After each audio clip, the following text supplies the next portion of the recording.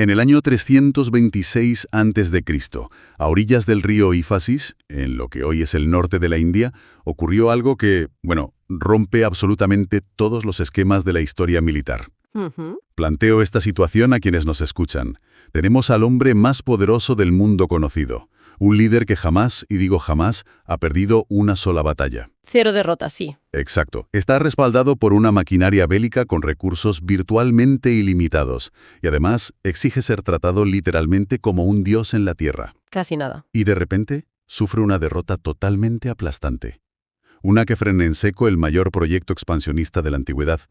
Y la pregunta es, ¿cuál fue el arma secreta que usó el enemigo para lograr esta proeza táctica? Hacer absolutamente nada. Hacer nada. Es que es brutal. Es uno de los puntos de quiebre más fascinantes de la antigüedad, sin ninguna duda. Para esta inmersión profunda de hoy, tenemos sobre la mesa una pila de documentos históricos de primerísimo nivel. Una pasada de bibliografía, sí. Totalmente. Hablamos de textos clásicos como la Anábasis de Arriano, la historia de Curcio Rufo, las vidas paralelas de Plutarco y también registros detallados de Diodoro Sículo y Justino. Que no es poco. No.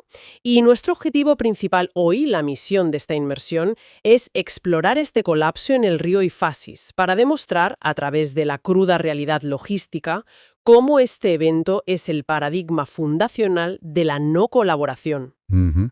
Queremos evidenciar cómo el poder nunca es una especie de propiedad mágica de los líderes, sino un flujo constante. Un flujo que depende por completo del consentimiento de la base. Vale, vamos a desgranar esto. Porque sostener en las manos textos basados en diarios de generales, como los de Ptolomeo, y contrastarlos con el drama psicológico que relata Curcio Rufo, es un privilegio absoluto. Lo es. Y lo que más asombro produce, al menos a mí, al leer estas páginas, es la cantidad de miserias humanas y detalles súper cotidianos que han sobrevivido al paso de los milenios. Claro, es que humaniza la historia. Exacto. Nos han enseñado siempre a visualizar esa campaña macedonia como, no sé, un desfile triunfal de estatuas de mármol cobrando vida. Sí, todos perfectos y relucientes. Eso es. Pero la realidad en la India era un panorama físico y moral completamente desolador. A ver, hay que visualizar el desgaste acumulado. Las tropas macedonias llevaban ya 8 años de movilización continua. 8 años. 8 años marchando desde los Balcanes, cruzando desiertos, montañas, ríos, luchando sin descanso hasta llegar a la cuenca del Indo. La logística, que siempre es el talón de Aquiles de cualquier imperio, estaba colapsando bajo el peso implacable de la geografía y sobre todo del clima monzónico. Buf, el monzón. Es que el monzón de la India no es simplemente lluvia, es una pared de agua incesante. Literalmente. Y Curcio Rufo no escatima en detalles gráficos sobre el estado físico de los veteranos. Relata que las armaduras, que alguna vez fueron la joya de la corona del ejército más letal del mundo, ya no existían. Estaban deshechas. Los soldados vestían harapos. Harapos que habían ido remendando con trozos de telas procedentes de botines persas o indios de campañas anteriores. Era supervivencia pura. Y fíjate en esto. Las cuerdas de los arcos, que estaban hechas de tendones o tripas de animales, estaban completamente podridas, inutilizadas por la humedad extrema. Claro, material orgánico en la jungla. Pero el detalle que me parece la cumbre de la miseria militar es el calzado. El cuero de las sandalias literalmente se estaba desintegrando en sus pies mientras caminaban por un mar de barro. ¡Qué horror! A esas alturas, el olor de los pies macedonios, tras semanas de pudrición en la selva, debía ser un arma biológica más letal que sus propias lanzas. Totalmente. Desde luego, es una imagen nada heroica.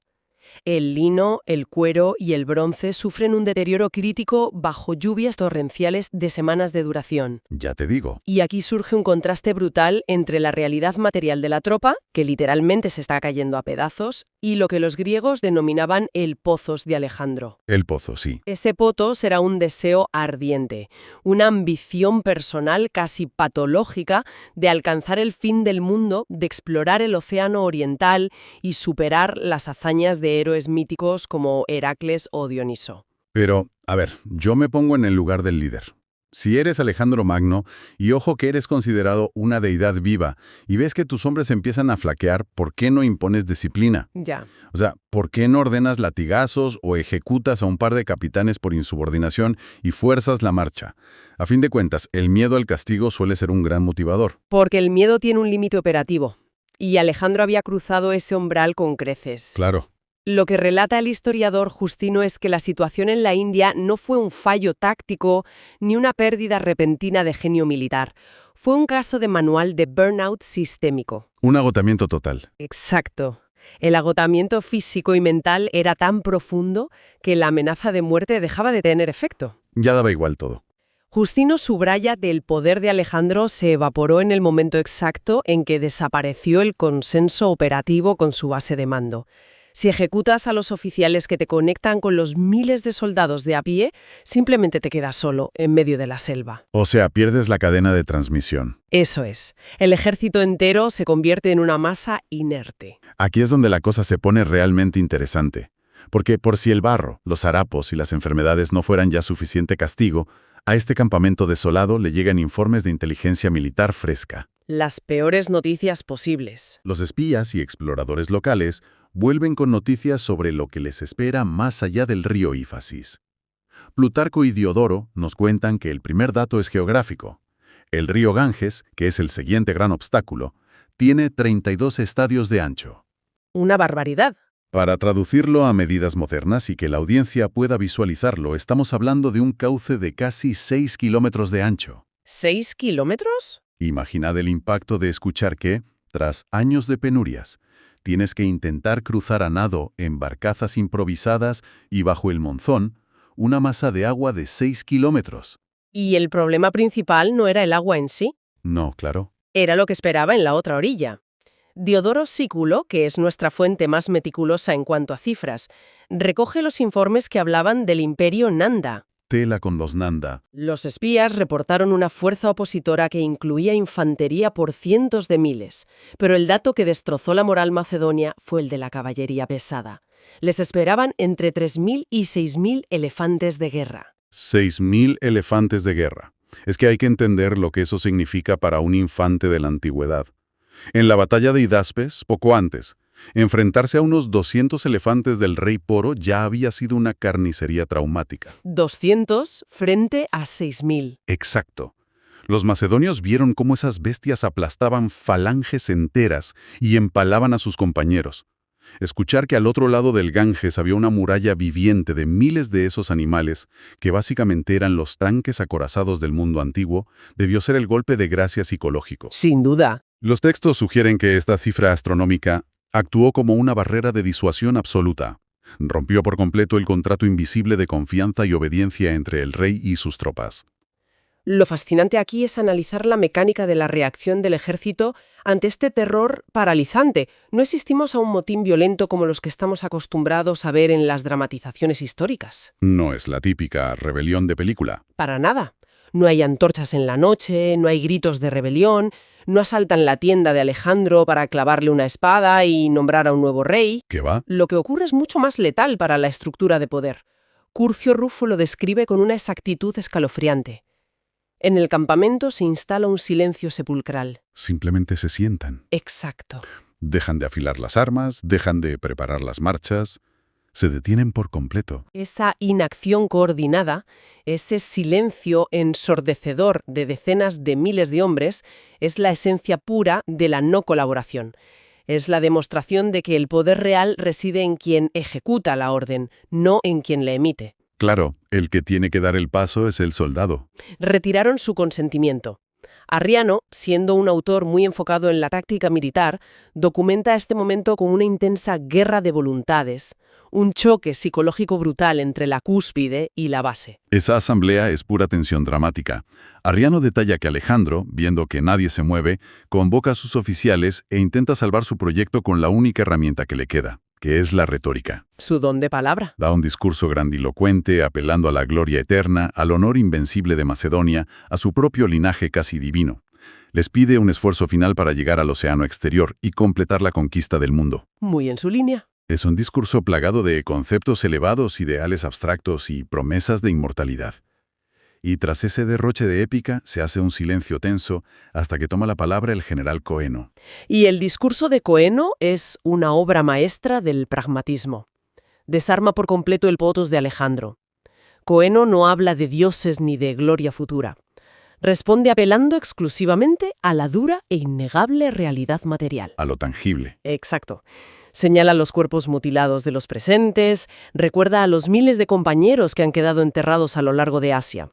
Habla de los harapos que llevan puestos y, sobre todo, del deseo humano de regresar a casa. Algo súper básico. De ver a las familias y disfrutar de las riquezas ganadas antes de morir en una tierra extraña. Coeno representa el triunfo de la logística humana sobre la teoría del liderazgo absoluto. Y el golpe es tan certero que Alejandro comprende instantáneamente que ha perdido. No ha sido derrotado por un estratega rival en el campo de batalla, sino por la pura fatiga de su propia gente. Su reacción, según las fuentes, es encerrarse en su tienda de campaña durante días, como un niño pequeño en medio de una rabieta. Se niega a hablar con nadie. Menudo berrinche. Sí, esperando que la culpa o el miedo hagan que el ejército vaya a suplicarle que vuelva a liderarlos. Pero el pulso se mantiene. El campamento sigue sumido en ese silencio de tumba. Nadie cede un milímetro. Es una guerra de desgaste psicológico. Al final, el propio Dios tiene que buscar una salida política para no perder la poca dignidad que le queda frente a sus hombres. Claro, como líder divinizado, Alejandro no podía permitir que los libros de historia dijeran que su ejército le dio una orden y él obedeció. La solución para salvar las apariencias requería un giro teatral. Había que inventar algo. Recurre a los sacerdotes y adivinos para realizar los sacrificios tradicionales a los dioses y consultar si debían cruzar el río. Milagrosamente, y para sorpresa de nadie, los adivinos declaran que los presagios son desfavorables. ¡Qué conveniente! Solo utilizando esa excusa religiosa, Alejandro sale de su tienda y ordena oficialmente la retirada. Y para la audiencia que disfruta conectando la literatura antigua con pruebas tangibles, la arqueología y la numismática tienen los recibos de esta huelga militar. Los registros muestran que las cecas macedonias en esa zona detuvieron la acuñación de ciertas monedas exactamente en ese momento. Un dato buenísimo. Pero el detalle más monumental nos lo da de nuevo Arriano. Antes de dar la vuelta, Alejandro ordenó a sus ingenieros construir 12 altares gigantescos, tan altos como torres de asedio, en la orilla del río Ifasis. Enormes. Oficialmente, eran para dar gracias a los dioses y marcar la frontera oriental de su imperio. Aunque en la práctica, esos 12 altares se erigieron como el mayor monumento de piedra de la antigüedad dedicado a la victoria de la huelga y la no colaboración. Totalmente. Y la onda expansiva de lo que pasó en el Punjab cruzó los siglos y los continentes.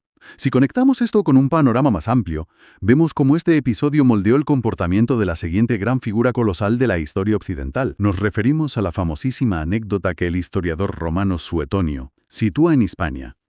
Nos cuenta que un joven Julio César, mientras ejercía como cuestor en Gades, la actual Cádiz, se topó con una estatua de Alejandro Magno en el templo de Hércules. Y al verla, César rompió a llorar amargamente frente a todos. La justificación clásica era que lloraba de frustración porque, a su misma edad, Alejandro ya había puesto el mundo a sus pies, mientras que él aún no había logrado ninguna gesta memorable. Esa es la versión popular. Eso es, pero la historia nos demuestra que César se llevó de allí mucho más que envidia profesional. Estudió a fondo el colapso del Ifasis. Porque César era un analista brillante del poder humano. Entendió que la tragedia de Alejandro no fue morir joven, sino perder el control de su propia herramienta de conquista. Exacto. César comprendió la lección fundamental. El liderazgo, sin importar cuánto carisma o autoridad legal posea, es una frágil arquitectura de consenso que debe mantenerse a diario.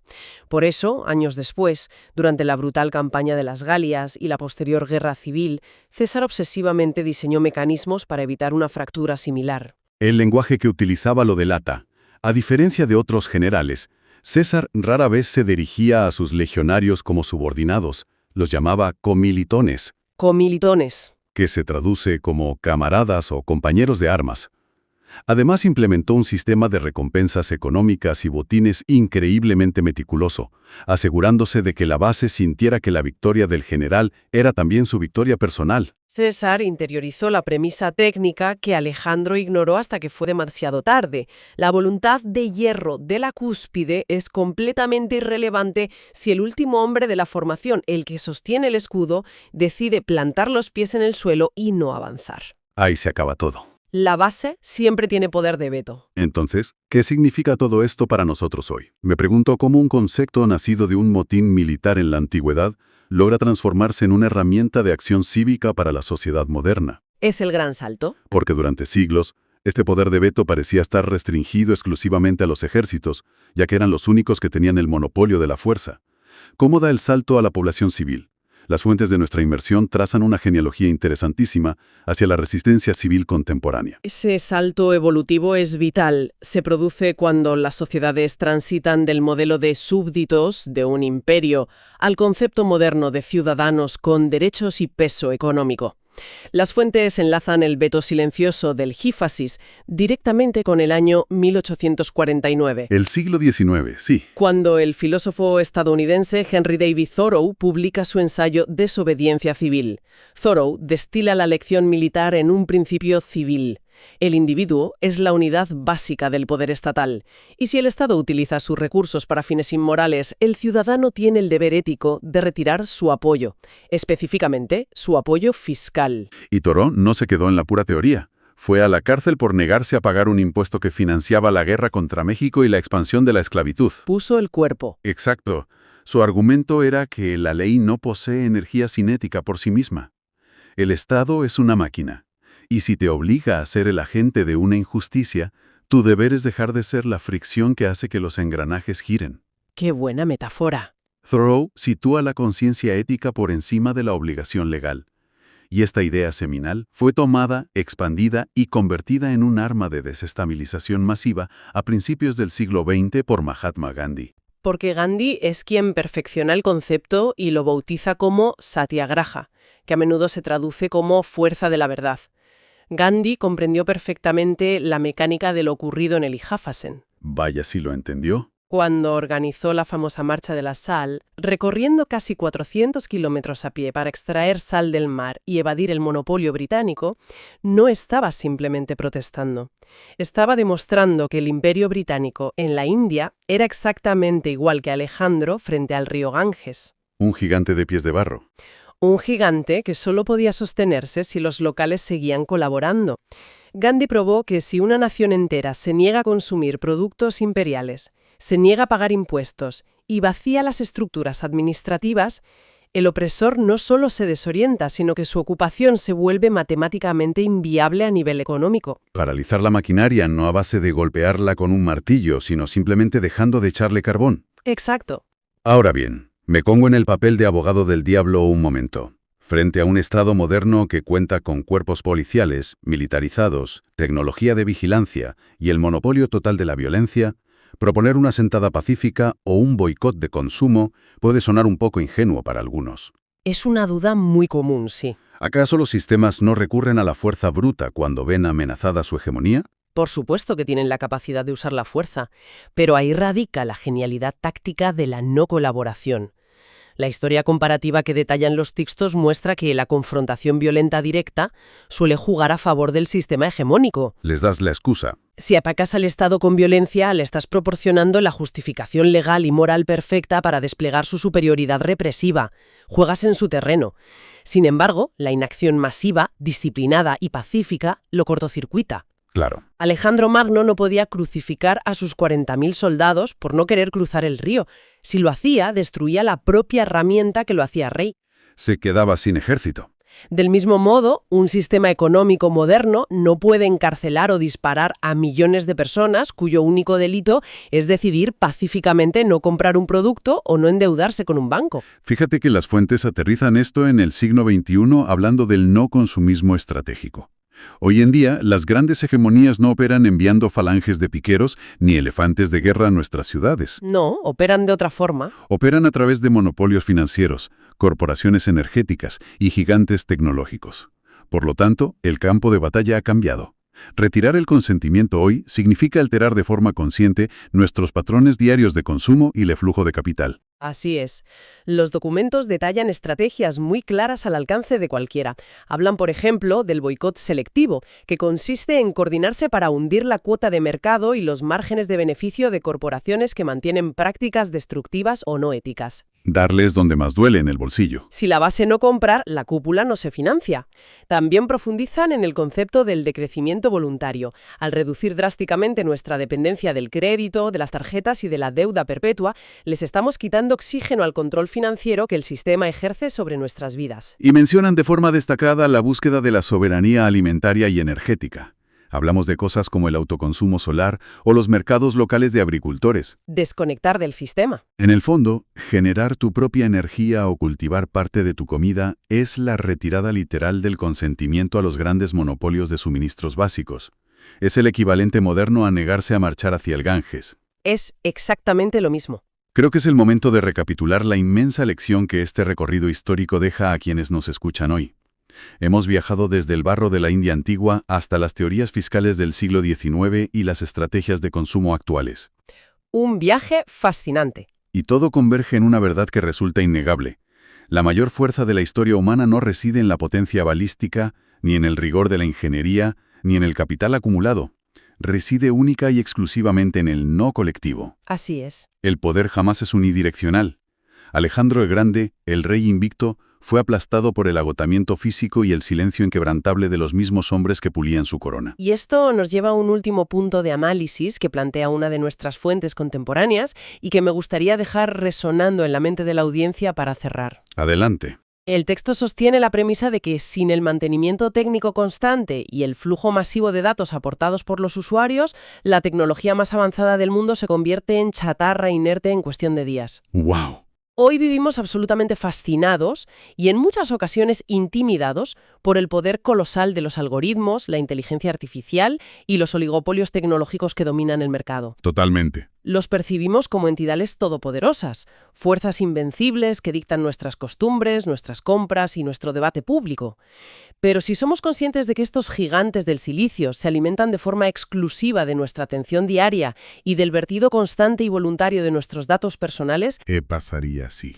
Exacto.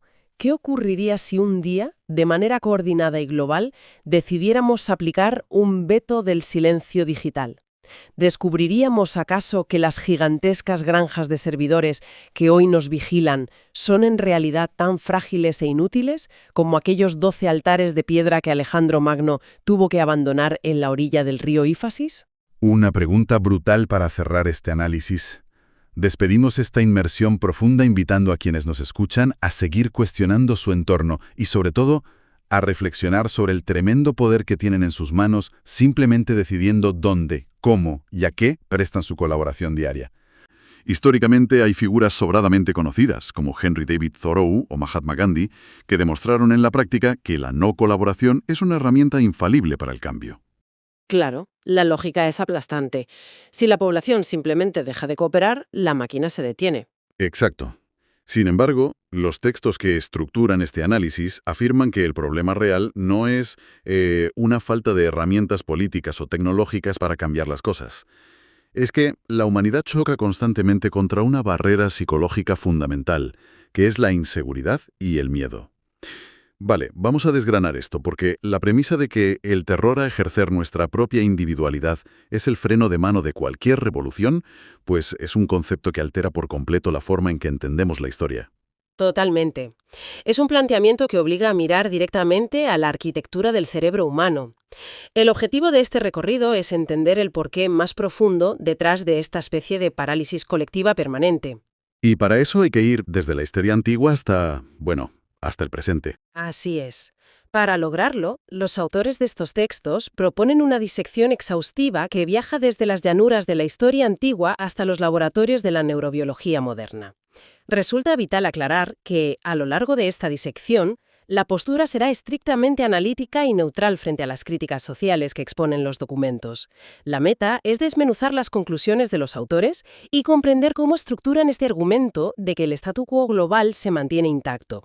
O sea, no necesariamente por el uso de la fuerza bruta. Exacto, sino por dinámicas arraigadas en la propia biología evolutiva. Pues ese es exactamente el perímetro de nuestra exploración, exponer el mapa trazado por los autores.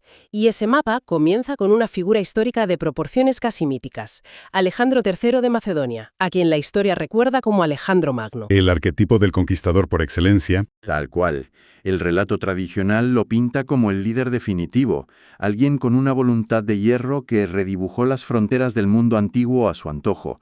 Pero los artículos hacen una lectura clínica, muy técnica de fuentes clásicas como Arriano o Plutarco, y revelan un perfil psicológico muy distinto. Un perfil de alguien que carecía trágicamente de autodominio. Eso es. El texto hace un zoom espectacular a un momento muy específico, el incidente de Clito el Negro ocurrido en Samarcanda en el año 328 a.C. Clito no era un soldado cualquiera. Era un general de su máxima confianza. El hombre que le había salvado la vida a Alejandro en la batalla del Gránico, literalmente cortándole el brazo a un noble persa que iba a matarlo. Bueno, pues durante un banquete, con el vino fluyendo y los ánimos caldeados, Clito cometió el error de cuestionar la recién adoptada divinidad de Alejandro. Madre mía, tocarle el ego a un líder así en público. Le recordó a gritos algo que ningún líder con un ego inflamado tolera, que sus victorias asiáticas no eran producto de su condición de semidios, sino del sudor y la sangre de sus tropas macedonias, y sobre todo de la inmensa maquinaria militar que heredó de su padre, el rey Filipo. Y la reacción no fue precisamente diplomática. Para nada. La reacción de Alejandro no fue la de un líder impasible o estratégico, fue un estallido de violencia letal. Atravesó a su viejo amigo con una lanza allí mismo. Lo fascinante aquí es el diagnóstico que elaboran los textos sobre este evento histórico. El asesinato de Clito el Negro se suele leer como un acto de tiranía desbocada o exceso de alcohol, pero los autores lo catalogan como el síntoma innegable de un ego extremadamente frágil a punto de fracturarse. Una fachada a punto de caerse. Eso es, el argumento es que Alejandro padecía lo que definen técnicamente como un miedo tipo A.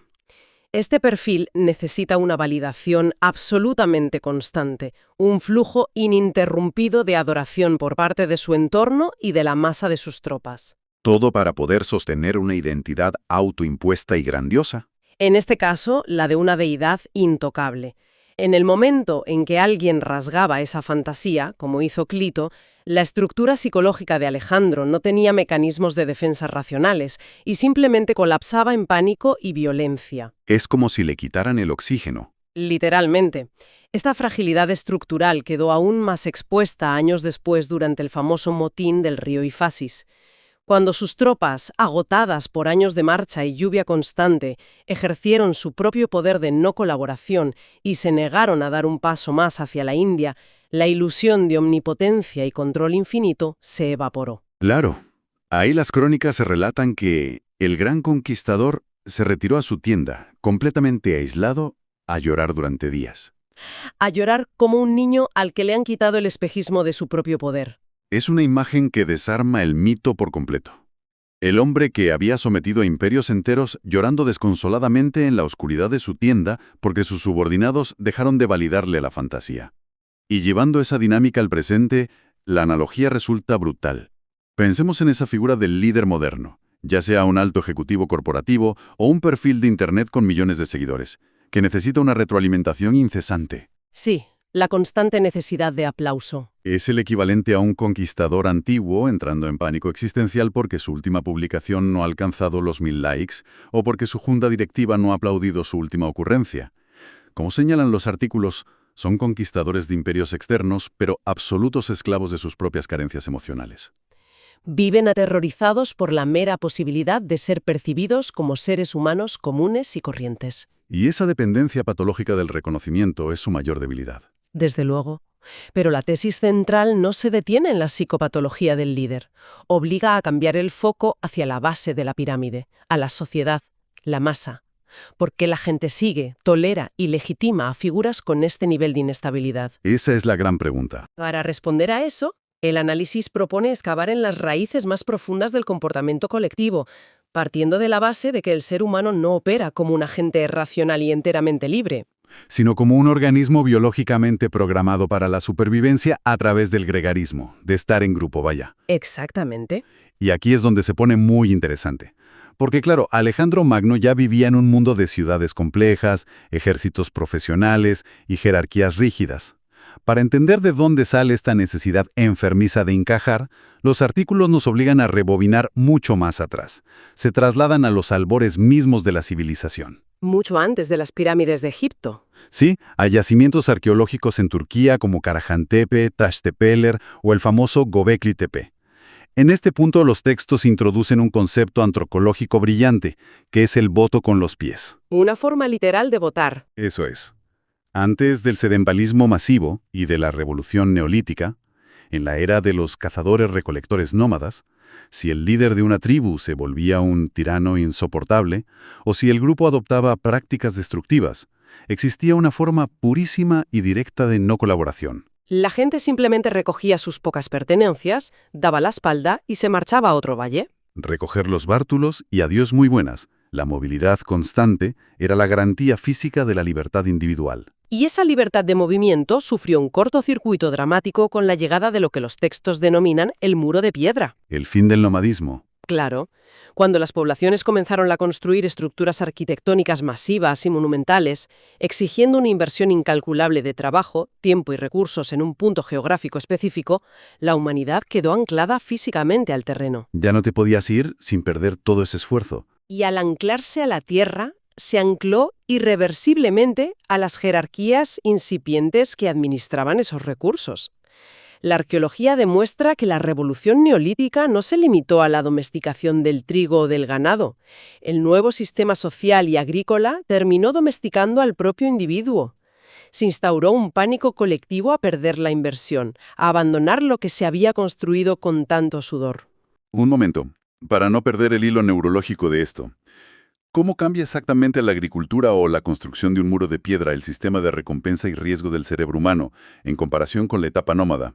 Cambia radicalmente la percepción del riesgo debido a la falacia del coste hundido. En un estado nómada, el riesgo está en el entorno, ya sea el clima o los depredadores. La solución es moverse. Tiene sentido. Pero en un asentamiento permanente rodeado por un muro de piedra, la supervivencia depende de la cosecha del próximo año y de la protección del grupo contra otras tribus. El riesgo ya no es solo el entorno natural, sino la expulsión del entorno social que garantiza el alimento. O sea, que te echen del pueblo. En esas tribus ancestrales, el castigo definitivo no era la ejecución sumaria, era el destierro, el ostracismo absoluto. Negarse a colaborar con las normas del asentamiento, ser percibido como una pieza defectuosa en la maquinaria del grupo, equivalía a quedarse fuera del muro. Y en pleno Pleistoceno, enfrentarse a la intemperie en solitario era una sentencia de muerte biológica casi garantizada. Morías de frío, de hambre o devorado. Efectivamente. El miedo al aislamiento no es un rasgo de cobardía moral contemporánea, es un mecanismo de supervivencia primario, esculpido a fuego en la amígdala cerebral. Básicamente, el cerebro humano aún no ha tenido el tiempo evolutivo suficiente para actualizar su software y darse cuenta de que si te excluyen de un grupo de WhatsApp o te despiden de la oficina, no te va a devorar un tigre dientes de sable esa misma noche. Tal cual, el cerebro reacciona con el mismo pánico. Y para llevar esta idea antropológica al plano filosófico, los artículos entrelazan la teoría del antropólogo Ernest Becker, que es verdaderamente reveladora. Becker postula que, al ser la única especie plenamente consciente de su propia mortalidad, el ser humano experimenta un terror paralizante frente a la idea de la muerte. El miedo existencial definitivo. Y para anestesiar ese terror, creamos lo que él llama proyectos de inmortalidad. Y no hablamos solo de pirámides literales. Hoy en día, un proyecto de inmortalidad es la cultura, la nación, el estatus profesional, dejar una herencia, construir un patrimonio o incluso cultivar una huella digital impecable. Esos sistemas otorgan la ilusión de que una parte del individuo trascenderá a la muerte biológica. Exacto. Por lo tanto, cuando alguien decide cuestionar radicalmente el sistema o practicar una disidencia real, no solo está rompiendo una norma social, en el fondo está dinamitando el proyecto de inmortalidad del grupo. Genera un pánico existencial porque expone el vacío subyacente. Supone asomarse a un abismo aterrador. Y esto es fundamental para entender la traducción moderna de todo este bagaje prehistórico. La gran pregunta que formulan los autores es ¿por qué la no colaboración, una fuerza teóricamente imparable, se desmorona en la práctica al intentar aplicarla a gran escala frente a las injusticias actuales? Entonces, ¿qué significa todo esto aplicado a la actualidad?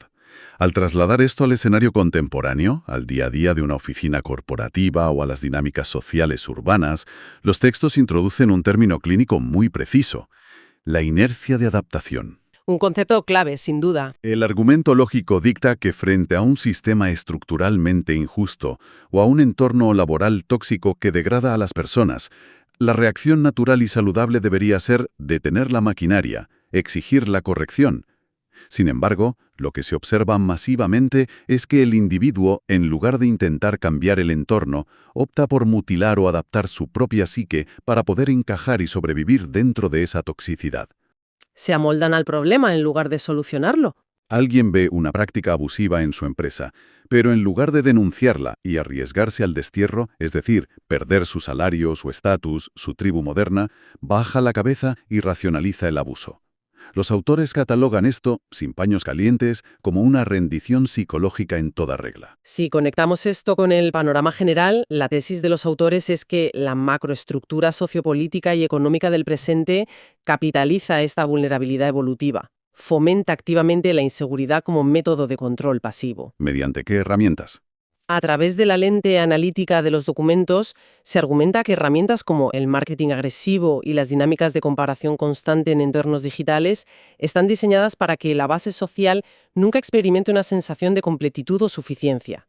El sistema moderno se alimenta de la inseguridad personal para garantizar que la mayoría carezca del aplomo psicológico necesario para plantarse firmemente y decir que no. Estás demasiado ocupado sintiéndote insuficiente como para rebelarte. Quien vive consumido por la ansiedad de mantener su estatus, de encajar en los moldes estéticos o económicos del grupo, carece por completo de los recursos energéticos para sostener cualquier tipo de disidencia real. Es una radiografía implacable del comportamiento social. Los artículos subrayan una constante histórica profundamente trágica. Frente a una encrucijada, la tendencia humana por defecto es elegir la colaboración con el mal sistémico antes que soportar la soledad en el bien. Y la justificación que ofrecen no es moral, sino casi termodinámica. Eso me pareció fascinante. Hacer el bien, entendido en este contexto como la defensa de la justicia, la corrección de un sistema dañado o la denuncia de un abuso, exige un gasto de energía psicológica e individual monumental. Implica abandonar la manada y enfrentarse a los elementos a la intemperie social. Por el contrario, dejarse llevar por la corriente de un entorno nocivo requiere un esfuerzo mínimo. Es la inercia. Es más barato, a nivel de calorías emocionales, fusionarse con la masa, aunque esa masa esté perpetuando un fallo global. Volvemos al punto de origen, al pánico atávico a la diferencia. Y esto nos lleva al cierre analítico. Toda esta acumulación de factores biológicos, antropológicos y sociológicos confluye en la gran conclusión estructural de los textos: el ecosistema de miedos entrelazados. Los autores sostienen que la sociedad no opera bajo un esquema clásico piramidal mantenido por la coerción violenta o la fuerza bruta constante. En realidad, funciona como un engranaje perfecto compuesto por miedos que se retroalimentan mutuamente. Han bautizado esta simbiosis como el contrato de las inseguridades. El contrato de las inseguridades resulta un prisma excepcional para interpretar el estancamiento social. Analizando a las dos partes firmantes de este contrato tácito, en un extremo se encuentra la figura del líder, el heredero psicológico de Alejandro Magno. Dominado por el miedo tipo A. Exacto. Sufre un pánico abismal a la intrascendencia, al silencio, a descubrir que no es especial. Para compensar esa fragilidad interna, proyecta una máscara de omnipotencia, de control absoluto e infalibilidad.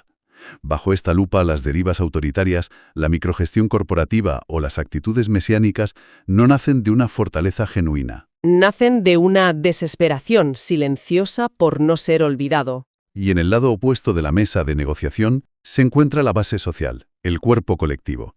La masa está regida por lo que los textos clasifican como el miedo tipo B. Este es el pánico a la autonomía, el miedo al vértigo de la libertad y, de manera crucial, el terror al vacío existencial que implica no tener una figura externa que marque el rumbo.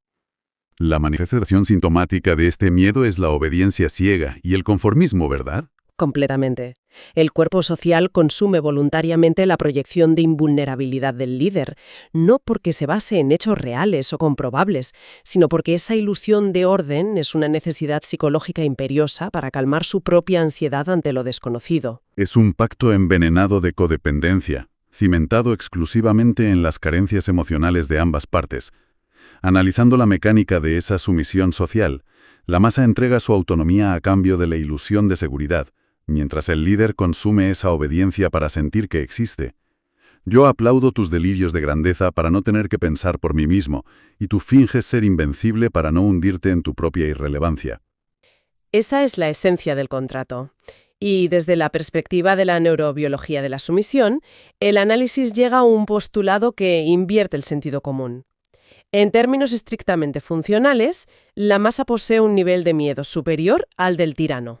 Eso choca bastante con lo que solemos pensar. Lo sé, pero piénsalo. Ejercer verdaderamente la individualidad, sostener la no colaboración ante la presión, implica asumir todo el peso del riesgo existencial. Al tomar la decisión de mimetizarse con el entorno colectivo, de disolverse en el grupo, el individuo logra diluir su cuota de responsabilidad. Y ahí es donde las acciones éticamente cuestionables se justifican. Exacto. Dejan de pertenecerle, pasan a justificarse bajo el amparo de las circunstancias o de las órdenes recibidas. Al difuminar la responsabilidad personal, se anestesia el miedo individual. El clásico mecanismo de defensa donde la culpa compartida parece no pesar sobre los hombros de nadie. Es la arquitectura perfecta del estancamiento. Este bucle ininterrumpido de cobardía compartida asegura que la maquinaria permanezca en su sitio indefinidamente. Todo el inmenso potencial transformador de la no colaboración queda neutralizado antes de nacer. Las conclusiones de los autores describen a una especie que prefiere amputar sus propios ideales con tal de encajar en estructuras que a menudo la trituran, empujada por el simple imperativo biológico de que habitar los márgenes del grupo se siente, literalmente, como la cercanía de la muerte. El inmovilismo sistémico persiste porque, en última instancia, las poblaciones asustadas buscan refugio en líderes aún más asustados, aunque lo oculten mejor. Si Alejandro Magno empujaba a sus ejércitos hasta el agotamiento por terror a la insignificancia, sus soldados seguían marchando por paisajes desconocidos porque la incertidumbre de la autonomía les resultaba infinitamente más aterradora. Más aterradora que las flechas del enemigo, sin duda. La tesis subyacente que unifica todos los artículos es que mientras la brújula de la acción humana siga magnetizada por la necesidad de validación y el miedo al rechazo, pretender utilizar la no colaboración pacífica para reestructurar el mundo seguirá siendo un ejercicio teórico elegante, pero inviable a escala global. Recopilando las ideas fundamentales que deja esta inmersión profunda, el planteamiento central sostiene que la mayor frontera para alcanzar un cambio sistémico real o una evolución social profunda no reside en la carencia de avances tecnológicos, ni en la falta de información, ni siquiera en una supuesta escasez de recursos materiales. El verdadero muro de contención es la biología evolutiva del ser humano. Nuestro propio cerebro sigue programado por dinámicas de hace decenas de miles de años para disparar alarmas de pánico absoluto ante la mera posibilidad del aislamiento social. La conclusión de los autores es contundente. La tendencia general siempre será priorizar la seguridad predecible de ser una pieza dócil dentro de una maquinaria disfuncional o abusiva, antes que lidiar con la soledad glacial y el vértigo abrumador que conlleva el ejercicio pleno de la libertad individual. Es una radiografía descarnada de la psique humana. Constituye un diagnóstico severo de la condición humana. La advertencia final que plantean las lecturas es que, en tanto el miedo atávico al ostracismo y a la desaprobación de la tribu supere al deseo de integridad y justicia personal, cualquier movimiento que pretenda alterar el orden establecido desde la base estará remando en contra de la propia naturaleza humana. Ahora bien, Sí. esto plantea una pregunta importante. Una derivada fascinante que se asoma a los límites de este análisis y proyecta sus implicaciones hacia el futuro. Si queda establecido que el cerebro humano equipara biológicamente el aislamiento social con el fin de la existencia, desde la época de los cazadores-recolectores, la pregunta es, ¿cabe la posibilidad de que la verdadera gran revolución del mañana no adopte una forma política, económica o ideológica, sino estrictamente neurobiológica? Neurobiológica. Interesante. ¿Es concebible un escenario donde, superado el debate bioético, la ciencia desarrolle la capacidad de intervenir o hackear el circuito cerebral para inhibir de forma artificial este instinto de rebaño? Si se lograra silenciar ese terror primitivo a la exclusión, sería posible que por primera vez en su historia el ser humano empezara a tomar decisiones estructurales motivadas genuinamente por la ética y la razón, libre, sin estar secuestrado por el pánico a quedarse solo. Es una idea inmensa que resuena profundamente. Imaginar un punto en el horizonte donde la capacidad de plantarse ante la injusticia o negarse a colaborar con un sistema fallido ya no requiera el sacrificio de una voluntad de hierro excepcional, sino que dependa de trascender físicamente las cadenas de la herencia biológica.